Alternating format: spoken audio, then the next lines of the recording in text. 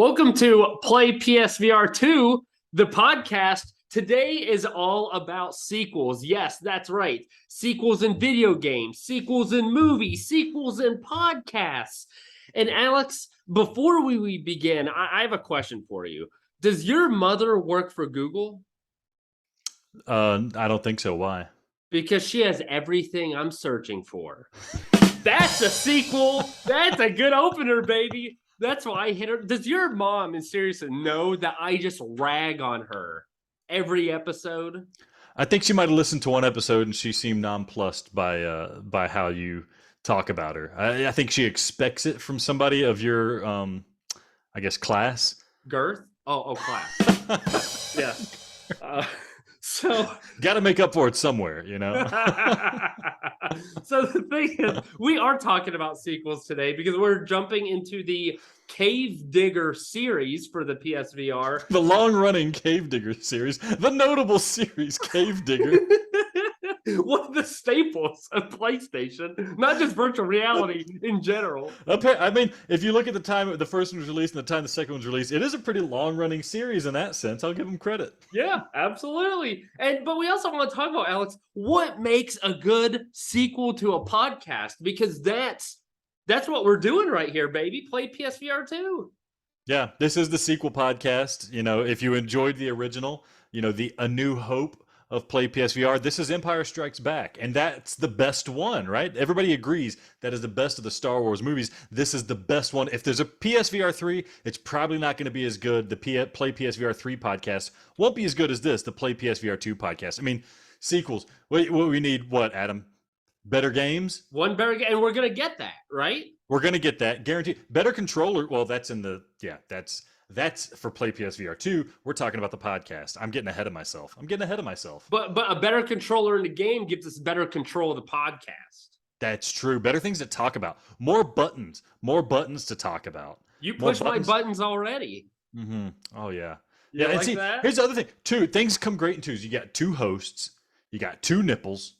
You got two butt cheeks. Like, this is it just keeps getting better and better. That's right. And we got the better jokes. I've already hit you up with two right off the bat, and you liked them. Mm-hmm. Hard. Way better jokes, yeah. We got hotter takes. We need hotter takes. You know, PlaySVR2 needs to come out and play, and he needs to go hard to the basket. I haven't heard anything from PlaySVR2. I think Sony, I think he was so accurate with his guesses, Sony made him sign an NDA. So he can't disclose the things that he's predicting, right? It's crazy because what they do, they have him on retainer. He's actually working for them, predicting what Microsoft is doing with their Xbox series of stuff. So it's a pretty clever move on their part. But I'll see if I can give him a call, see if he can come up. Maybe he can talk about some stuff that he hasn't announced to Sony yet, and I think that's fair play. Yeah, and then finally, I feel like better, hotter hosts. That's right. I don't know if you've noticed, but I'm letting a little beard. I'm going to give you a run for your money. I'm hoping that this creates that chiseled look that people are like, I'd bang him.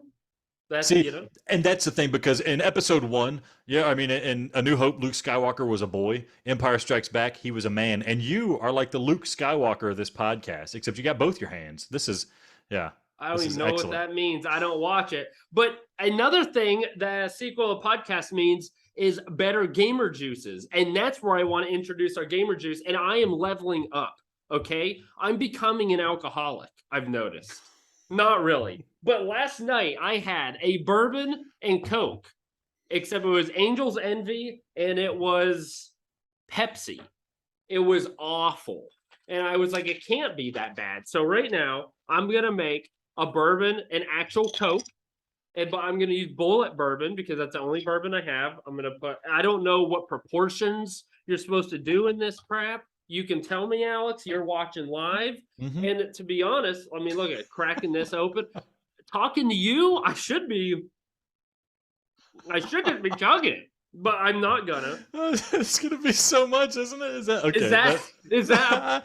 I honestly have no idea. I'm not as experienced in this arena as you. But yeah, it's also, I have this nice barrel glass. It's kind of hard to see, and I'm sure. Yeah. Oh, it looks like toxic waste. Yeah. It's got a radioactive symbol. Typically, you put something on there that's like green or some funky color.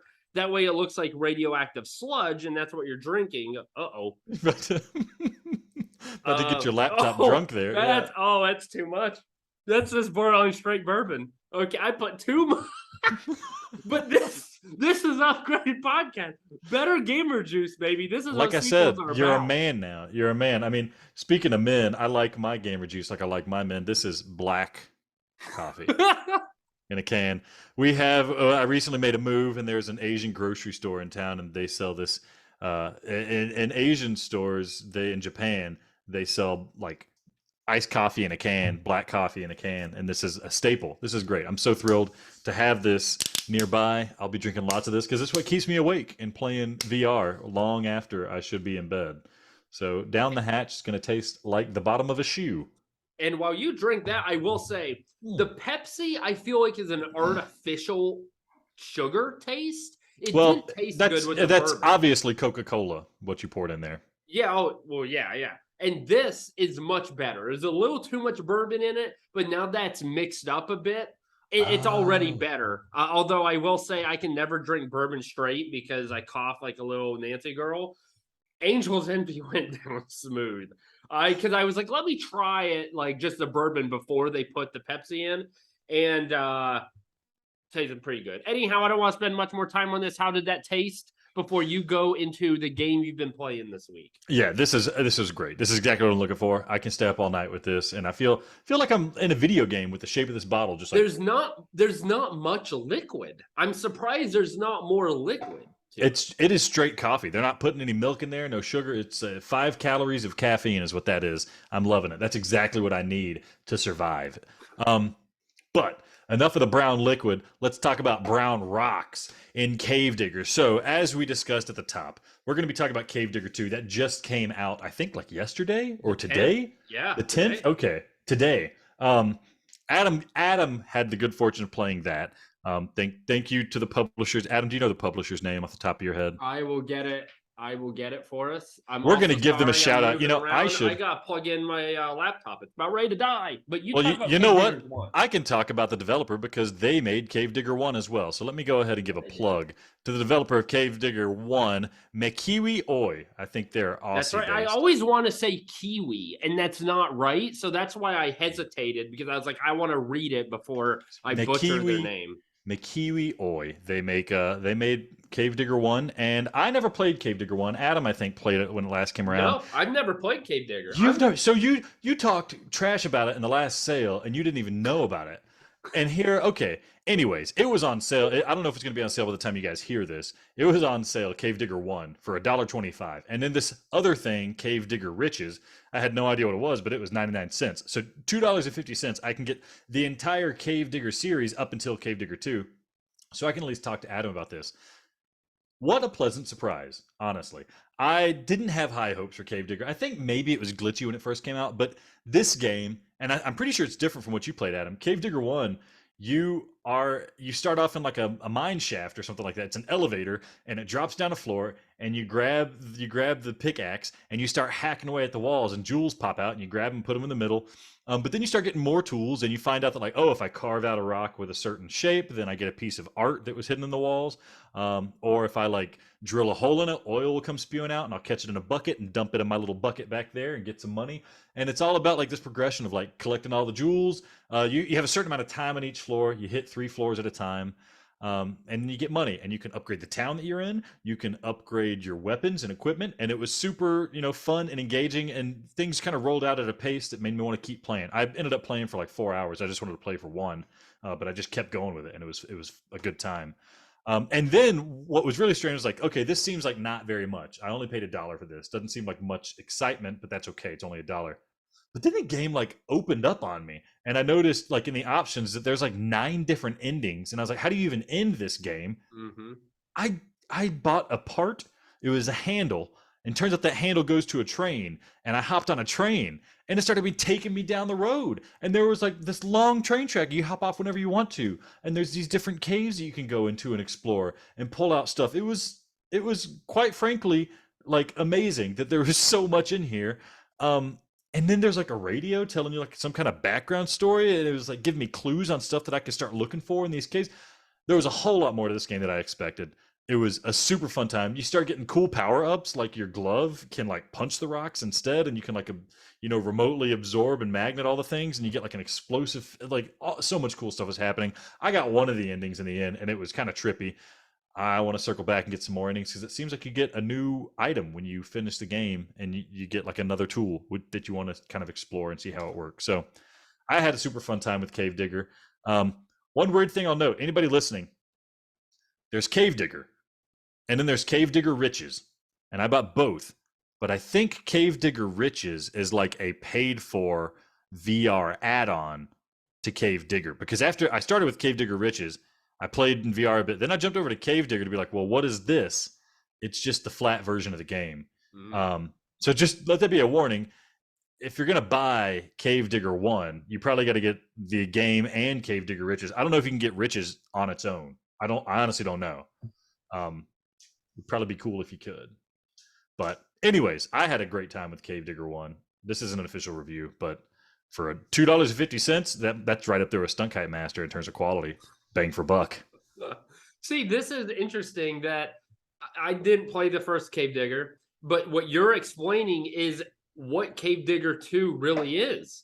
So it starts out very similar to where you're in a mine, you pick up the axe, you start beating up on the wall. The main motivations of the game are exactly the same. You have different towns you can go to and have upgrades. You can have a house. You can get sledgehammers. They've got geodes now that you can bust open. There's did you have a gun for did you have a revolver in Cave Digger? No, see? Yeah. That's a huge element. Why do you need a revolver, Adam? Tell me.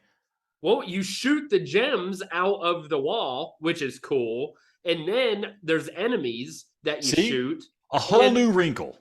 Exactly. So the thing is, I was actually impressed, especially with the revolver.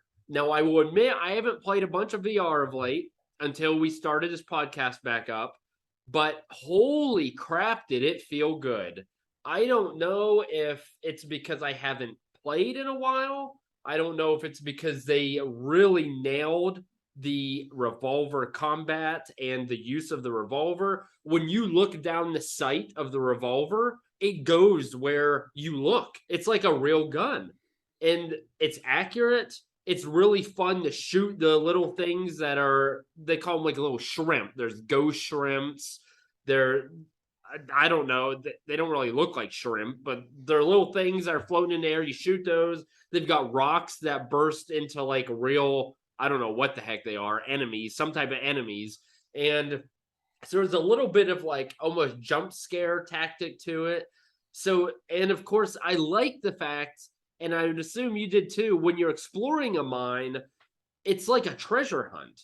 Like you got to dig and you have to look around because there's gems in the walls, there's gems in barrels, there's gems in rocks, in geodes. Like it would be very easy to miss some of these, and it adds motivation to not only explore but be thorough. And you need to do that anyhow because the whole motivation of the game is to explore the other mines, upgrade your weapons. And so it's a huge aspect of the game. And so it's good that it is very engaging and it makes you want to really explore and try to find all of the different gems that are within each mine. Each mine here, though, is not timed. There's 3 levels like yours, but mine wasn't timed. Can you die in Cave Digger? I don't know. I didn't get far enough, but there was like a section, like there's stuff that's happening that I have doesn't have an effect yet. Like there's a gas mask for some reason, so I'm guessing I go to some poisonous toxic area, but I don't see like a health bar anywhere, so I'm not sure. Here's my thing: when you go to like a level 1 in Cave Digger 2, are you just stuck on an elevator and you just have 4 walls to hit with a pickaxe, or are you like exploring like a level?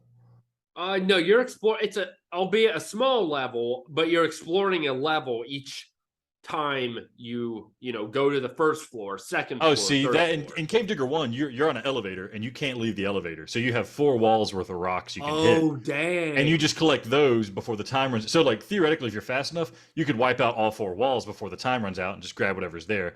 But the strategy's in like, okay, do I want to like spend time trying to carve out this wall to get the art? Wait, so you don't have a level to investigate? No, it drops you down and you investigate it in the sense of like, I'm going to carve out this shape and get the treasure here, or I'm going to try to get the oil from this wall, or I'm just going to knock everything out and try to grab whatever gems are in there. So Wow. See, that yeah, is interesting because these obviously have levels in Cave Digger 2. And initially you're like, oh, that's an easy upgrade.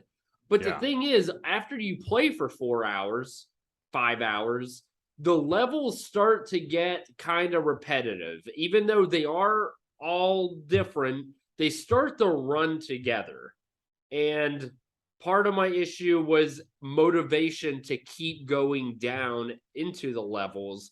But if you don't have the levels, either you're going to be way less motivated because you're just like, it's just friggin' a wall, or it's faster to explore one of your mines than it is mine. Because I have to go through multiple rooms, figure out where I'm going, shoot enemies, pick up these little minerals and gems and stuff. That is interesting. And honestly, I'm not sure which one I would like better. Well, so there's like a story in yours, like a coherent story, right? Is there like a big bad guy or something like that that you're going after? Or? Not a big bad guy. So what they've done, which I really like, is there are also multiple endings in this game, which when I first played, I thought that was very interesting because there isn't a big story to where you would think there would be an ending. But the way they set it up is that there are safes at the bottom of each mine. You solve a riddle, you open the safe, and then you can find like a comic book page. And that page tells a story. And it's really cool because the artwork on the comic book page is really good.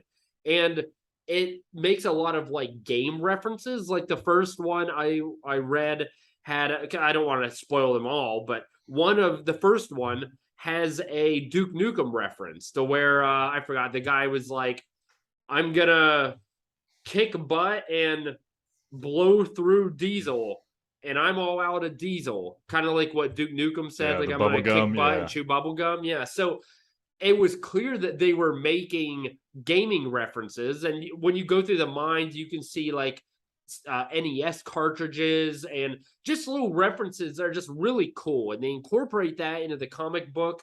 Those have a very high motivation factor to find. And to get those, obviously, you have to go to the third part of the maze. And so that is kind of how their story plays out. And it's pretty cool. Yours was just through the art page. I mean, There's it's no art similar. Like page. art and There's comics are about the same, right? there's very little story, and I kind of prefer this in Cave Digger One. What's happening here? It's all just like radio. There's a radio playing on the train. There's a radio playing in the elevator, and it's just people talking about like news reports of things that are happening recently. And there's like some pretty eerie stuff of like some guy, you stumbled upon some guy talking about like this weird thing they saw in a mine shaft, and you go through then you're going through the train, like the train tracks, and seeing what they saw in the mine shaft. It's like, oh, I should maybe explore that. So that's kind of cool. I mean, admittedly, I haven't played enough of Cave Digger 1 to know where the story goes, but it seems like there's some weird stuff happening. Like I pick up an item and they start describing it to me, and the radio static cuts out, and so obviously there's some mystery happening there. My question about Cave Digger 2, Adam, is how does it feel compared to like what's that dwarf game we played on PS5 that was free? The cave game where it has like randomly Yes, generated. yes. I know what you're talking about. Yeah, it was free for PlayStation Plus. Yeah. It oh, it's tough to compare because it's a 2D game versus a VR game, right? Right, right. This felt good. I was very from the outside, it looked like a bit of a janky game. Uh-huh. But once you get in it, it's really not. Like the graphics are PSVR graphics, so they're not like the most clear. Last gen, yeah. It's a bit cartoony, but it works really well. The motion and the tracking is good. It's got that little bit of plot.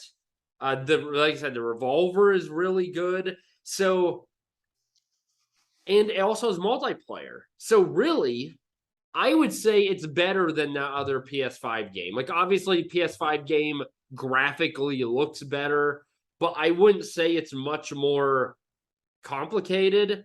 I will say they both suffer from the same detriment, though, which I'll get to in a little bit. But yeah, I think it holds up pretty well to that PS5 game. And there's a lot it has going for it in the fact because it is VR, because it's so well done, and you really are exploring the cave. I mean, you can go to a part of a level and explore way out, and there may not be anything there, but you mined a bunch of gold, and you don't know where stuff is going to go, right? Like sometimes you can kind of tell, like, it's obviously the way I need to go. But the exploration aspect in it is good enough, especially in the beginning, to keep you going, and that I think you would like. The issue is, again, once you're 4 or 5 hours in, it starts to get a bit repetitive for my sake. Even though, I mean, you can get sledgehammers, you can upgrade your axe. Like you said, you get different tools. And again, that's going into a bit of a negative I have. But does that kind of answer relatively your question? The stuff that you mine, like the rock walls that you hit and stuff, is it any rock wall you can like destroy and affect, or is it just particular ones that are obvious you can mine those rocks? Yeah, it's particular ones. Okay, that makes sense because considering it's VR, it's probably really hard to have like a open-ended physics engine that lets you mine anything you want. But yeah, and I think they're trying to at least push you toward the ending of the level, right? Like you don't want to be in each mine for 40 minutes because then the game would last forever, and I think that's too long to be in a mine. Yeah. Before I continue, I have something for you listeners. This is interesting. I text Alex this because, again, I mentioned you find a safe on the bottom of the mine, and they have a riddle. Most riddles you can get, they're not too bad. This one I could not get. So if you solve this riddle, we have a bunch of leftover codes. Do they work? I've got no idea. I don't know if we've given them away already. These are game codes, by the way, right? Yes, game code. I mean, we've got probably 6 different games and multiple codes for each game.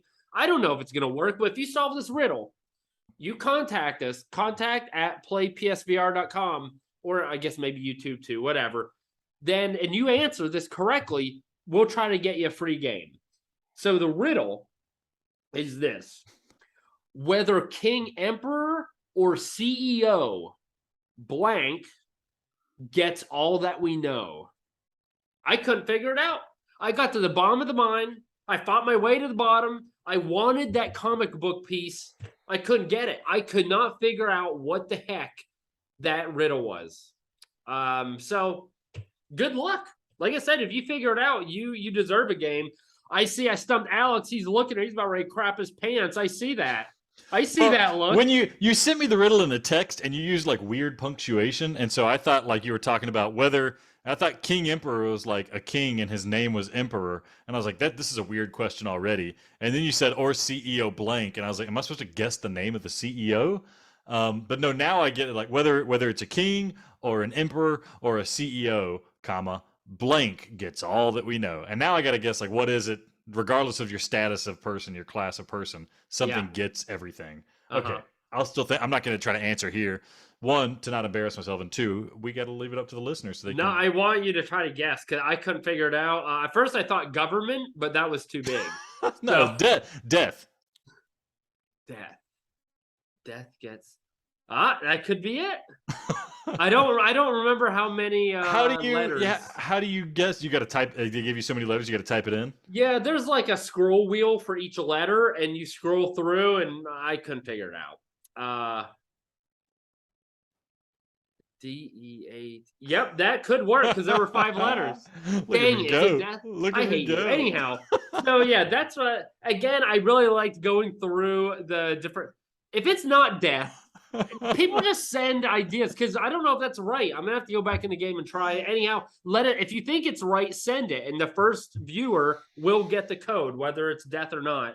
So I really like looking for the gems. Like I said, it's like a treasure hunt. I like that you have pop-up cabins and that you have multiple mines around this world to go to, and you have to spend money to get the mine up and running. You can somewhat personalize it, but the things I don't like are the fact that, 1, I find very little motivation after about 4 hours. Like, it's repetitive. Like, the endings are cool, but the levels are a bit too long and a bit too repetitive. Whereas yours, like, you already got an ending in 4 hours. I don't have an ending in 4 hours. So if they would have shortened that, because you already have the replay value to go back and play again to get another ending, that would have been nice. I think it's dragged out a little too long. I just have like after 30 minutes each play session, I was like, okay, I can't do this anymore. Like it just The endings are probably easy to get though, because like at least in Cave Digger 1, it's like a new game plus, right? Like I'll start the next session with all of my upgraded equipment. So you probably would get that next ending much faster than you got the first ending. So it's just really just doing different things to get different endings. yeah. And like also the motivation of I understand like okay, now I can upgrade my axe and maybe it's stronger so I can break new materials and I have a sledgehammer, it's upgraded, I can break more rocks and it's just like I understand that is a motivation to collect, but the stuff is expensive and it just doesn't feel worth it. Like it's not worth my time of grinding for 40 minutes or an hour in two different caves to get enough money to upgrade to axe. Like it may be worth the upgrade for the game, but for me personally, on a personal level as a gamer for my time, I just feel like I don't know if that's really worth it. It's also the voice actor is bad. Find a new voice actor. He tries to do this like Western, like sarcastic Western guy thing. It just doesn't work. It it just doesn't sound good. It's really annoying. Another good thing about the game though is it does have multiplayer. Now I did try to play multiplayer multiple times to no avail, but that's because I had the game before launch. Now that the game is launched and people are going to be on there, you'll be able to find a game. You can host a game. You can join a game. And again, I didn't get to actually use it, but what I believe is happening is you enter that mine with other people and you mine. So that will also increase the ability to get through the mine faster. And you'll have these brainiacs like Alex who will be able to say, I think the answer is death. When I tried Queen, and granted, it was like 1:30 in the morning when I got to this point. I was pretty tired, but still, like it's gonna be better when you have more people. So that I really like. And the other big thing was the motivation and $25 for this game, Cave Diggers 2. Like I was all on board. I was gonna recommend the crap out of this. But $25, Alex, like I gotta look out for the people. For you, the people. And $25 is steep, man. Like I feel like that's a bit high, especially when you could get the Cave Digger 1 experience for $250. Like I know it's an older game now, it was on sale, like I totally understand that, but this is I would say like a $15 game. Like you're gonna get your time out of it, but how long is it going to take to get those endings? Because if you don't like Alex, well, unlike Alex, I didn't want to sit and play it for 4 hours straight. If you're not like Alex, I feel like you're going to have a hard time getting $25 worth out of this in a short time before you find another game you want to explore. I mean, Alex, you obviously like Cave Digger 1. From what I've described, you've seen the similarities. Does this interest you? Is 25? I mean, I think we all know I'm a bit cheap as well. I will admit that. But what's your thinking about $25 VR game and what you expect for that price? So it sounds like a more fleshed out and expanded Cave Digger 1. Cave Digger launched, I'm looking at the prices now. Depending on how you play Cave Digger, there's Cave Digger for $14.99 is what it came out at, and then Cave Digger Riches for $9.99. So I think the whole package, like the VR package, would be $25 for the original game. This sounds like more of that. Now, how would I have felt paying $25 for what I got in Cave Digger 1? Yeah, I don't know. Again, it does seem like a lot, although the game kind of charmed me. I think 25 sounds about right. It really feels like maybe a $20 game just from what I'm hearing from you. But multiplayer, I think I'd have fun playing this game. I'm tempted to go out and get it now just so I can play with you while you still, it's still kind of hot. Yeah. I mean, yeah, so, I think with people, it would be more fun. Like we could be making jokes, and it's almost like a Zen. It could become a Zen game where we just chat. We have a common objective. Like it would be a great Maydays game, or to get a whole group of 4 of us together, Yeah. and we're just like dicking around, laughing, having Digging a good around. time. Huh? Digging around. Boom! Dang, I can't believe I missed that. That is a sequel worthy joke right there. Yeah. Let's rewind it back. Yeah. No, I think I'll probably. Okay. I'm a man of war. I'm gonna get this. I'm gonna get this so we can play Adam because I want to play Cave Digger with you. All right. Mhm. It's a sequel. We're playing games together. All right. I love it. I love it. So that's my thoughts on Cave Digger 2. Definitely, if you got any further questions, feel free to reach out to me. And like I said, if you think it's death, let us know. If you don't, let us know. Maybe you'll get a free game. Who knows? Well, then, Adam, the theme is what's a good sequel? Is Cave Digger 2 a good sequel? I think it is. It expands on everything that was Cave Digger 1 in a very worthwhile and worthy way. It includes levels, it includes multiplayer. I'm assuming probably more tools, more sights and mines. Still has multiple endings. It's taken the charm of Cave Digger 1, and now you have enemies, you have the revolver. That really adds a lot to it. I'm telling you, it feels great. I'm going to say yes, Cave Digger 2 is a worthy sequel. All right. Well, let's hope that the sequel to this segment is as good as Cave Digger 2 was as a sequel to Cave Digger 1. So we'll see you in the sequel to this segment right after the break.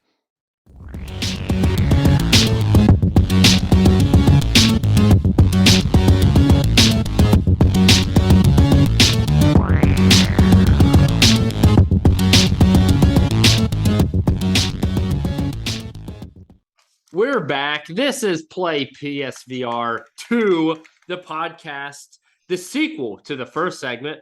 We have refreshed our gamer juices. I used a bit less bourbon, but it still tastes pretty bourbony. And Alex, there's a big announcement this week. Firewall 0 Hour.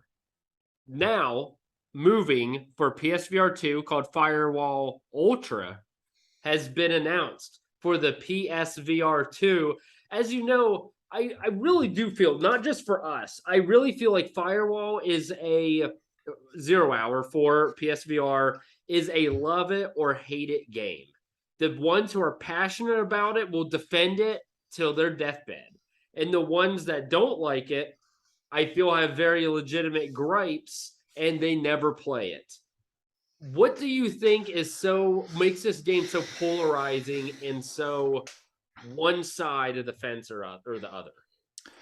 I mean, it's really there was a sweet spot for Firewall where you could. When the game first came out, first of all, the game had a botched launch, right? Like you couldn't play with your friends, which is what you wanted to do. It was very difficult to find a game. The whole peer-to-peer server system didn't quite work out well. Then people like enjoyed what they had of the game and they stuck with it. So you and I, we got new games to cover. We got more games to play. So we moved on when it was broken. We, played it, had some fun, moved on. But then there's people, of course, the average consumer out there, they're just going to buy the game and then they're probably not going to buy a game for a while. They're going to stick with it and get the most they can out of it. Then there was that sweet spot after launch where things were kind of fixed and those guys were still playing that game and they kept playing that game and they got better at it and they reached a certain skill level where the matches that they would play, the fun and quality they'd have there would offset the long wait times you have to do. And they kind of developed a community amongst themselves of like regular Firewall players, not having to wait to find somebody to play against. And the matches were like good enough to where they felt like they got what they wanted out of it. But if you weren't in that sweet spot, and like say you try to play now, you're going to play against people who are really good. And since there's not much game time, you don't have much time to learn how to play. So it's not really the learning curve isn't fun. There's no fun time for you to play the game and figure out how to get good at it. You just suck and you suck a lot and you sit around and wait a lot and you never get better. And that I think that's what makes it divisive. If you didn't start playing in that sweet spot and cut your teeth in that sweet spot when everybody else kind of sucked, you're not going to have fun with Firewall 0 Hour. At least that's my take on it. That's why I can't go back to it. Everybody's too good now. And there's not enough like normies like me playing the game still. Yeah. And so going to Firewall Ultra, I'm gonna play. I've already watched a trailer, but I'm gonna watch it again. It's like 1 minute long. So right here, First Contact Entertainment, now PlayStation Studio. So this is now fully backed by PlayStation. They show some fancy graphics saying, "Hey, you want to be a contractor? You look like you got the skill." Blah blah blah. Really, in this little showcase, there's not much to see. I like the fact that this looks now more like an actual game, not just a multiplayer Call of Duty, let's go online, shoot each other. Like everything is dark. You're holding the flashlight with the gun. Almost looks like it'd be a horror game slash shooter. Like it looks like an actual game. Now, will that translate to the real game and actually resemble that? I don't know, but I like the way that it's depicted, that it looks now. So it obviously there's still objectives, and then they go into just some fancy looking artwork of you can see some people moving around, and the graphics look really nice and high tech, just like maybe the army would. There's some heat detection thing.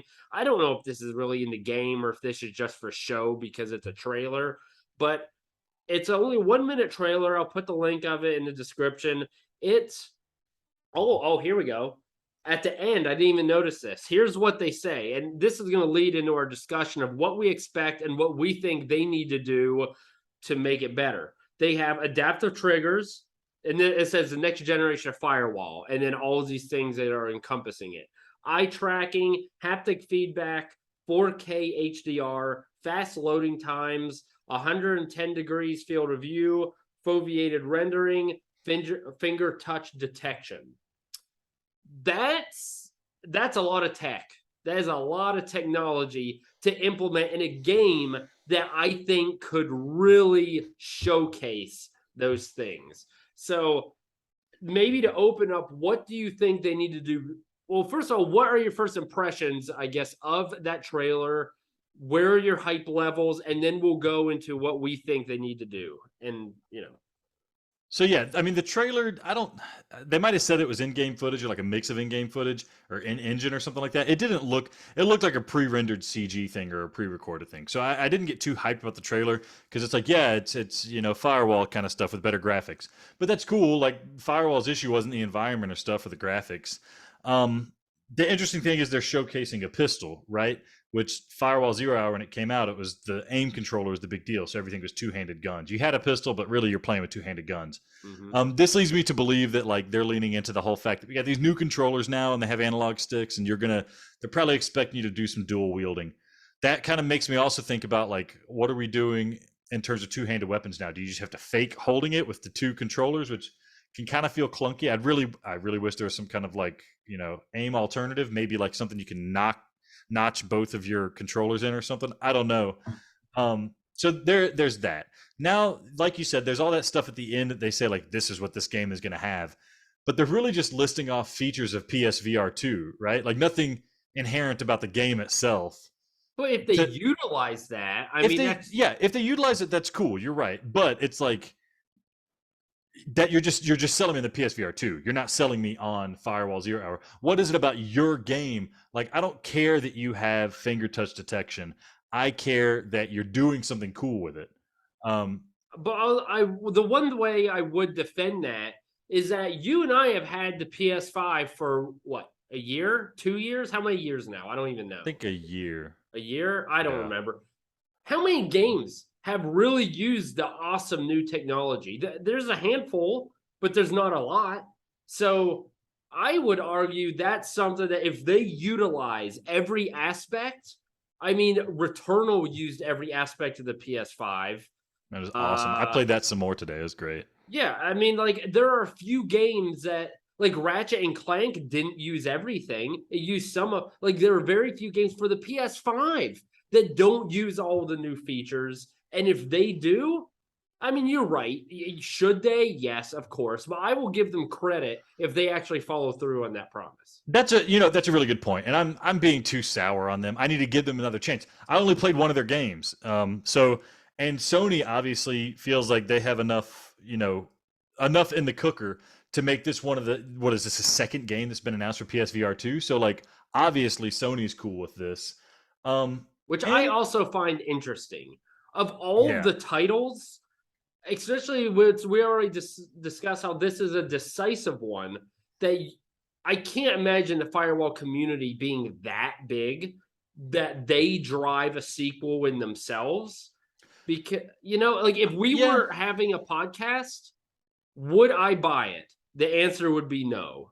Unless it's like one of the only titles I can get for PSVR2, because the first game I dislike so much that even if everything in the first game got improved, it's still, in my opinion, a bad game. It would need to be a drastic overhaul, which it could be, but it just is odd that this is the game that they're like, Well, okay, so the two things, right? Like Sony probably has already seen what this game's going to look like close to release in some fashion. It's going to be yeah, polished and made better, but Sony knows what the core gameplay is going to be like. They probably are cool with that, which is a good sign.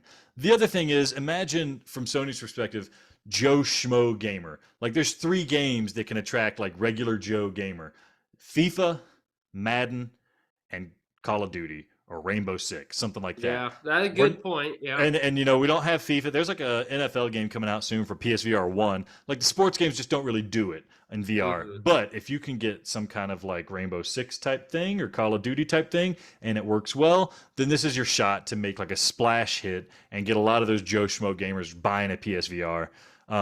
Couple that with how all the deficiencies of the first PSVR being shored up by PSVR2, then you have the case for like a really nice good game at launch that people are gonna be like, I want my PSVR, I want Astrobot 2, and I want this. And then all the nerdy gamers like us are gonna go for Horizon Call of the Mountain 2. So I think Resident strategically. Evil, dude, I can't. Oh, I Oh, forgot Resident Evil. That was announced. I Okay, mean, we don't know if it's gonna be a launch title, but it's gonna. Oh, it's yeah. gonna rock my world. So I mean, kudos to them. They're gonna have these features, and now I'm imagining, right, like that you're gonna have like haptics in the headset, right? So you get shot, maybe you feel a bullet go by your head. That's incredible, right? Mm-hmm. That would be amazing. The finger touch, I really don't know what you do with that, unless maybe like some kind of like shooting thing. But there's already Like triggers. when I'm imagining in the game when you have to go to the computer and like log on and then sit there and wait for it to download. Yeah. Maybe you can like play with your fingers or something. Like it's like you're typing or messing with Oh it yeah, or like if you like do like that on the yeah, controller yeah, and it. something Oh, like that that'd be maybe. pretty cool. You need to apply for a job for First Contact. I should. Yes, help me make your game not suck. Yeah, I got to check my email, see if I got anything back from the last company. Um, I don't think so. anyways, what we should talk about. So we have our beef with Firewall One for what it's worth. And I What think it's a very good beef. Like, it's legitimate, right? We have our yeah. legitimate concerns about it. What can they do to make it better? What can you do to make this Firewall Ultra a good sequel? So what do you think, Adam? What do they need to include to make it a good sequel? So we'll go like I guess back and forth between each other. Way that doesn't ramble too much. The first thing is I think they need to make the haptic feedback huge because it can be huge. We have seen with the PS5 that the games that utilize that haptic feedback is wild. That you can feel the raindrops in Returnal in your hand. To be able to experience that in virtual reality, in whether it be the bullet screening past your head or in the many multitudes of ways that they could use it, using that technology, especially the haptic feedback and the adaptive triggers, both of those single-handedly, I believe, could totally revolutionize the entire experience and bring people to playing that just on itself. So I'm excited for that. I really hope they utilize it. That's the first thing I'm looking for. Utilization of that new technology. That's not what I'm going to say is the most important, but that's the first thing that comes to mind based on their trailer that they could use. Yeah, I think that's a good point. Yeah, just to really sell the game and expand on the features that already exist. I mean, thinking about it as a sequel, I want to see improvements on things that messed up in Firewall 1, and then I want to see expansion. So we just talked about Cave Digger 2 is a good sequel because it takes what was good about the first one, expands upon it, and then adds more. So like what was wrong with Firewall 1? The load time sucked. Give us a round system. So if we do have to wait like for this load time matchmaking and stuff, let us at least have 3 rounds before we got to go back to the lobby and like reset our loadout and wait around and stuff. Mm-hmm. Um, We know we have two good controllers now. We're not stuck with these rinky-dink move controllers. Give us some two-handed gameplay. I'd love to have a knife in one hand and a gun in one hand so I could do close combat and then shoot, or have like a grenade in one hand and a gun in one hand so I could throw grenades without having to remember what button it was on the aim controller to launch a grenade, which always felt weird. Yeah, and Um, I mean, I will admit too, the round system is a good idea because I hate the worst thing that could happen, and it happens often because you're right. When you aren't experienced, you go in and we die within the first 2 minutes. I mean, it's just how it is. And then you wait for God knows how long until everyone else to die, and there could be a standoff there. And then you wait another 10 minutes in the lobby. It's really bad. mhm. So the round system, I think, is a good idea. Also, just increase the whole wait times. That would solve it too. My second thing is I think they definitely need that aim support. The aim controller still, I know it's older, but dang, is it good. Like, I can't think. But they The can't only use thing it. I They can can't even use it. think of to improve the aim controller is okay, have one now and have the adaptive trigger in it. That's the only way I could consider making that better. It is perfect.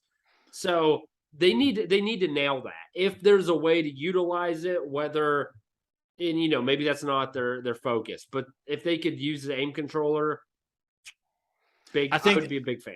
I think the best way is just going to be some way to physically connect the two single controllers, the two what are they called, sense controllers or something like that.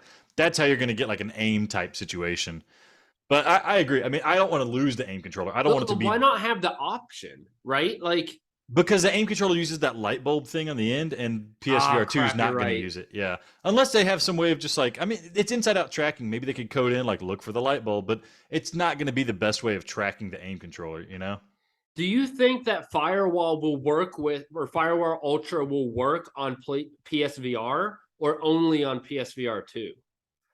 I hope only PSVR 2.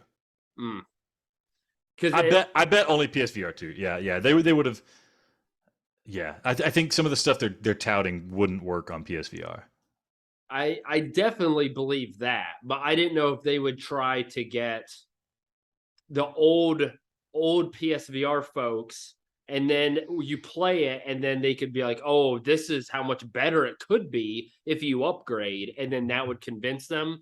But the only reason I mention it is because then they would have a way to still use the aim controller and the glowing bulb. But if you're right, they only move the PSVR 2, maybe it's not an option. How funny would it be if for some reason those new PSVR 2 controllers sucked, but the aim controller was like the best way to be good at Firewall Ultra? And so like you have all these Only the people. PSVR Only guys are like awesome. the old PSVR guys are the good ones because the move controller is the best way to play the game. That'd be funny. Yeah, it would be Um, good. Yeah, what's your next one? so yeah, to expand upon a game, like that's what makes a good sequel. Give us single player. Give us a real single player, Mhm. not like weird bot mode of the multiplayer. Like I'm a guy like I love Farpoint. Farpoint gave us a single player. I can play that. I enjoy it. I go through a story. It doesn't have to be a great story, but it was good. It was fun, and it gave me a reason to play and go through levels. Start at point A, finish at point B. That was just that. I enjoy that. I Mhm. want that in Firewall. I'd love to have levels. I know it's kind of an old school ask because these kind of games people don't play it for the single player, but I feel like there's enough case. At least consider it like training. Give me like 5 good levels to kind of hone my skills. One where I have to use grenades, one where I have to use rifle, one where I have to use the pistols. I want to get contextual experience with the different things at play in the game rather than just learn it on the fly in multiplayer. Yeah, I don't. We wrote our five, outside each other, but that was one of my things too. Is have this single player mode, like I said, in the trailer. That little bit they showed where it was dark and you had the flashlight with your gun, that looked incredible. If they had that and it had a little bit of a story mode, that would be incredible. And then also have the matchmaking. Like I know that's going to be their bread and butter, but why not, right? Yeah. Yeah, it gives me something to do. Like I might be playing at a time when there's not other people playing online. And here's the thing, that gives you legs too, right? Like how many VR games that are a multiplayer you can't play anymore because there's nobody else playing it. But if it Mm-hmm. had single player, it goes on sale. Maybe I'll play it and say, you know what? It was $40 when it came out. Now it's $20. That's enough for me to justify just playing the single player at least. I think it's a good move. The other thing would be to also give this game legs is some kind of interesting cooperative play mode. I mean, Call of Duty found a new fan base when they released like zombie mode, where you're just like trapped in a room and zombies are breaking into a house and you got to kill the zombies. That kind of mode would be fun if there was like a horde mode type thing. It doesn't have to be zombies. I don't even need a good story justification. I just want to be trapped in a room with Adam, shooting bad guys that are trying to break in, and a wave after wave of enemy, seeing how far we can get. Because that's kind of a fun way when you both suck at a game, you can still play it together and not feel like you're wasting your time, Yeah. I don't know. Like, I wouldn't be that interested in that, but different modes. I feel like Firewall 1 did a good job at having the different methods, or at 3 different modes or whatever it may be. But speaking of that, the one thing I think they could do is have a much better bot system to where if you don't have enough players to fill your party, then throw bots in there. Like, as excruciating, like dead serious. We have proven with hard empirical data that we spend more time in matchmaking than playing the game. No game, in my opinion, should be like that.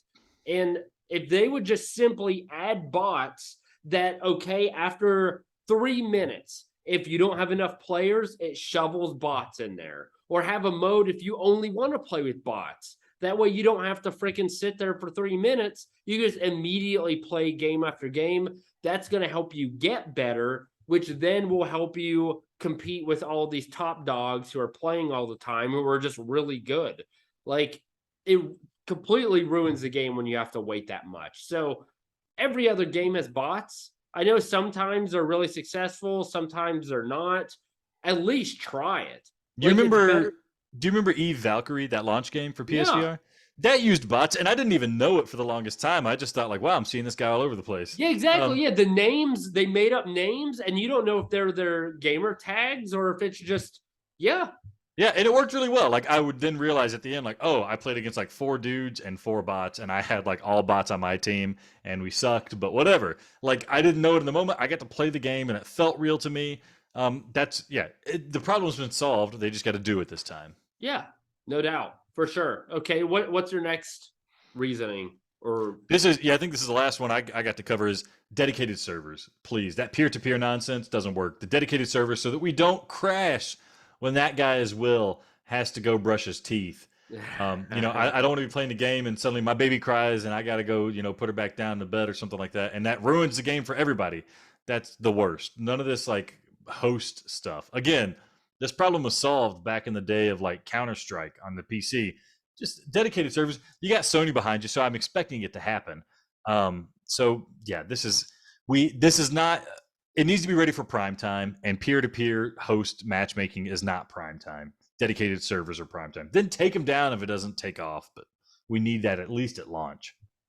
Yeah, I feel like also going back to what I had previously said, kind of going with bots, they really need to do also a better job with the tier lists, in that if you're really good, there's no reason you should be playing like against you and me, because we're going to die immediately. It's going to make us angry. It's not fun for them because it's just, I mean, I don't know, maybe it is. It's kind of fun playing on people who you're way better than, but have skill tiers. And if you're tier 8, then you play with 8 people.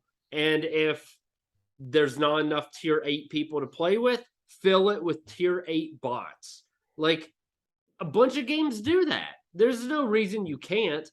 That really is going to enhance the experience. I don't even consider playing Firewall because of that reason. Not only do I have to wait a long time, but I know I'm going to get matched with people which are much better than me. And even if we win, I didn't learn anything. I didn't really get better. And the amount of time I would have to spend in the game waiting for matches to get to the point where I am better is so astronomical that there's no way it'd be worth it. That I would have to quit my job. So, like, they really need to do a better job with the skill.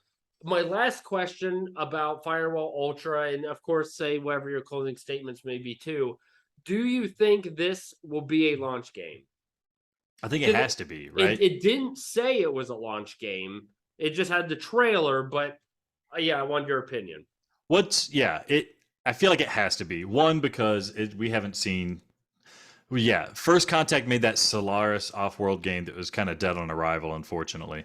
Um, we haven't seen First Contact do anything else. They've added a little bit here and there to Firewall Zero Hour, but we need more from them, right? We need a justification for why they haven't made Firewall Zero Hour better than it currently is. And I hope that justification is they were hard at work at Firewall Ultra right after Firewall Zero Hour came out.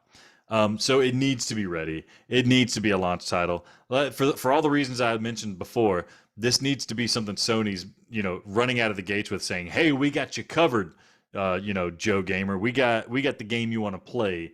This is Call of Duty or Rainbow Six on the PSVR2." So it's got to be. It's got to be. Otherwise, why are you talking about it now? Don't tease us. Yeah, I kind of agree. I mean, I'm curious about First Contact. I'm going to be honest. I'm looking on their website. They've got ROM extraction. They've got Solaris, which you mentioned was borderline non-existent. They might as well not even put a game out. They've got Firewall Zero Hour, which again, I would say is decisive at best. Like, some people love it. Again, I would argue most people don't. And then they have got Firewall Ultra coming out. Like, that to me, and I'm not in the gaming industry. I don't want to be unfair. That doesn't sound good. When I look at their resume, it's not good. That doesn't look like a PlayStation Studios studio. Like, it just. Are they a PlayStation studio? Right in the trailer it says PlayStation Studios in the beginning, so I assumed, but maybe I read too much into that. They might have been. I've lost track of the acquisitions. I thought somebody else was, but that might be the case. Yeah. Let me double check that on there. But I just, I don't know, man. The whole reason I'm bringing this up, because I was like, if they are PlayStation Studios, like, that's not great. Maybe not. Never mind. It just says I was wrong. It just says Sony Presents. And then it says it also says only on PlayStation Virtual Reality 2. So I guess that answers our other question. Yeah, So, you're getting confused with Fire Sprite, who made the Persistence, which is a good get. Yeah. Dude, very good get. Like, these people, I don't know, whatever. So I feel the same sentiments as you do. I also feel like it's got to be a launch title. I think it has potential. We're just going to have to see. We'll have a lot of time to talk about it. But right now, what I want to talk about are sales. I want to tell these people what they need to buy, because I'm oiled up. I'm ready to go. And let's cover these sales. You got them ready? I got them ready, man. There's some games here I've never heard of, so I want to know your opinion. Pistol Whip, $17.99. No, too expensive. Not a bad game, but too expensive. Come on, is that even a sale? What is it, like 2% off? 30 is normally $30, so it's almost half off. Yeah, it's a ripoff at 30. Roller Coaster Tycoon Joyride, $6.79. Yeah, no.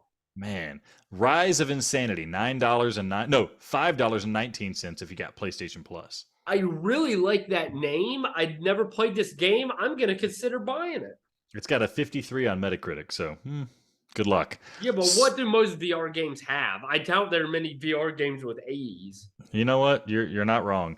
Space Ribbon, Slipstream to the Extreme, $2.79. I like the name, but not more than the price. No. Drone Striker, $3.99. Ooh, that's a good price. I consider it. It's an on-rail shooter, but it's a good one. I had a lot of fun with it. Star Wars Pinball VR, $9.99. Never heard this. $10 for virtual pinball? You could go have an effing a blast with $10 in real pinball. I'd rather do that. They even make Star Wars pinball machines. Yeah, this is that, but it's like extra stuff. The pinball VR stuff is actually really cool. I like it. They add extra stuff to it that makes it really, really fun and exciting. This seems really. I might actually get this because I like these pinball VR games. Windland, $7.49. No, I did play this. It's not the price; it's the game. I'm just like, the game's fun. You just got to get used to the swinging and stuff, and you can get yourself stuck. Shadow Legend VR, $12.49. This sounds real familiar, but I can't Yeah, picture you it. liked it. You liked it a lot. Shadow It was kind of Legend. like Skyrim. You thought Dang. I don't have time to look at. I don't know. What, $7.99? 12.49. Oh no! If it's more than $10, get the f out of here. The Guy VR, also formerly known as Suicide Guy, but they had to change the name to The Guy VR. $3.99. I hate being politically correct. No, just for that reason. Keep it with their intended name. Sony wouldn't let them launch, but anyways, Robinson the Journey, $4.49. You know, this is one of the first VR games. I've never played it, but at that price, it might be time, Alex. Like I heard good things about it. Yeah, I think I think it's supposed to be a really good game. My concern is I think maybe it doesn't work on PS5. Maybe they fixed it, but I think it was one of those few games that didn't work on PS5. Well, I think I own it and just never played it. Anyways, we have Arc Park for $9.99. No, the game's garbage. Now, this game coming up, it seems right up my alley. RC Airplane Challenge, $7.49. So lame. No, don't play that. I'm bookmarking that because I'm pretty sure that's my next Stunt Kai Master. Oh, Here's a new one. Wanderer for $27.99. Never played. I can't really that's a lot of money. After complaining about Cave Digger was 25 to be on sale in 27. Just came out or something in February, I think. Oh, the release date January 27th, 2022. Maybe I should play it so we can review it. Yeah. Prison Boss VR, $9.99. I'd rather go to real prison and play that crap. I bet you would. Windlands 2, $17.99. I got to look into that one too. I was looking forward to that. After playing the first one, no, I don't want to play that. I think they promised us a code for Windlands 2 when it came out, and then we never got it. Anyways, Twilight Path, $5.99. Sounds lame. I never played it though. I don't know. Star Bear Taxi, $3.24. Yes. Yeah, I liked that game. I was joking. Of course. Oh no, you like the dumbest stuff, dude. It was pretty cool. $3.24 as a steal. Winds and Leaves, $14.99. Wow. Looks like a hiking game. Puzzling Places, $11.99. Is it just jigsaw puzzles? Looks like 3D virtual jigsaw puzzles. Adam, we missed a lot of good stuff, maybe. Dude, I like jigsaw puzzles, but dude, go to freaking dollar store and buy a jigsaw puzzle. No, this is like 3D jigsaw puzzle models in the VR environment. That's a pretty cool idea. Like this is a kimono you're putting together as a puzzle. Oh, okay. I'll consider that. Maybe I'll buy that. Yeah. Huh. Interesting. Would you buy it for $11.99? What? I thought you said $3. No, $11.99. Oh, F that. Can I export it and 3D print it? I don't know about that. Probably not, but maybe. After the Fall, $23.99. I really wish this would go real cheap because then I would buy it. This was like one of those games people were super hyped about and apparently came out. I was going to get it on Quest 2, came out and it was supposedly really buggy. It looks really good. The graphics look great. I don't know if they're ripping these off of the PC or something like that, but man, it's looking nice. $23.99 is hard to gamble. I'm probably going to do research on that. I'm Hungry for $6.79. I am hungry. I'm going to eat right after this, but not for $6.79. Chromagun VR, $8.99. Please do it. That is one game when we go into our, what do these PSVR games hold up? I'm going to play that, and it is going to hold up, and it's going to be incredible. Love that game. Love that music. Buy. Catch and Release, $11.99. I really wish I love fishing in real life, but I just can't get into these VR games. They're just not good enough. Island Time VR, $7.49. No. Form, $5.99. I don't even know what that is, and that's a horrible title. Esper, $4.49.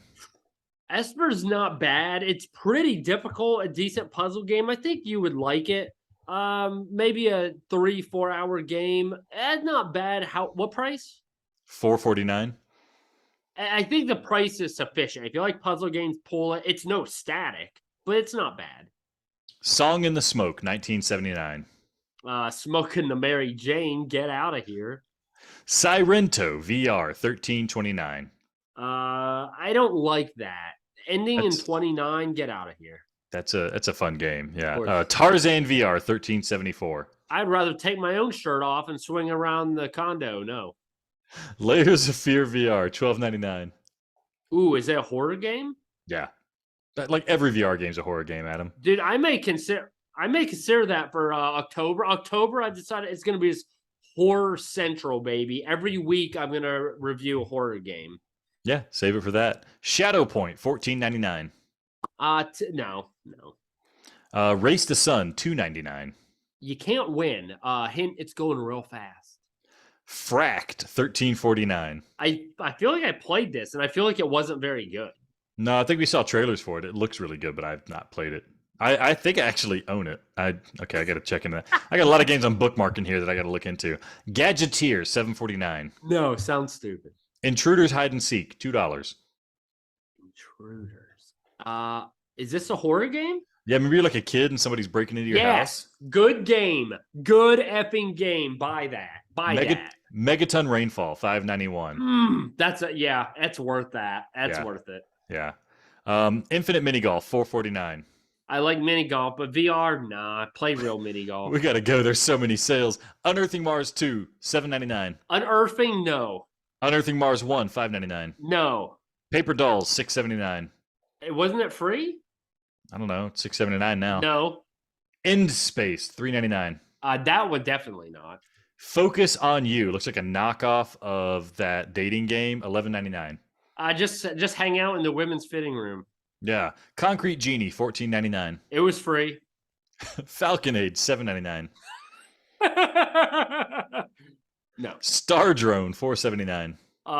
No, definitely not. The game sucks. Operencia The Stolen Sun $8.99. If you like being bored. Dead Secret $6.74. I've never played it. Sounds interesting. Red Matter $9.99. You liked it. I didn't. The sequel just came out and it's supposedly awesome. Merville's a VR adventure $5.99. I hate Merville and his brother. Get him out of here. Fuji E $9.74. Fuji Apple, more like it. No, I think that's what it's going for. Focus on You Complete Edition $14.99. I'm gonna focus on your mom. Fire and Fear update for Alvo $11.99. No. The Exorcist Legion VR Complete Series $16.49. I'm not buying it out of spite because they wouldn't give me a code. Exorcist Legion VR $384. Anything with exorcism, they can go suck it. I asked for months for a code. They won't even respond. Trickster VR Co-op Dungeon Brawler $9.74. It's just too boring, man. Like, it's fun for like an hour, and then I can't do it. Mars Alive $6.79. No. Crystal Rift $3.89. Maybe. The Walker $3.99. Walk out of that deal. Super Hot $9.99. Yes, please, yes. All right, and that's it for the sales. I didn't include any sales that end this coming week. There is a Chernobyl VR project for $5 that I might try to grab, but it just won't go be to on. Chernobyl. Yeah, that sounds really easy. Yeah, do it. Yeah. Freaking do it. All right, man, what a marathon of sales there. There's no new releases to really speak of. So yeah, that's it. Adam, do you have any last words for our listeners before I take us out? I promise you, the people, that I am going to purchase a game this week. I'm going to play that game this week, and next time we will review it. So I'm gonna pull out my wallet, my hard-earned cash for you, the people, and you better remember that. What makes a good sequel, Adam? Well, let me tell you. 2 cave diggers, 2 hosts, 2 podcasts in your 2 ears. We hope you enjoyed tonight. So tell your 2 grandmas we're back, baby. PlayPSVR2, the podcast, where virtual reality is our reality.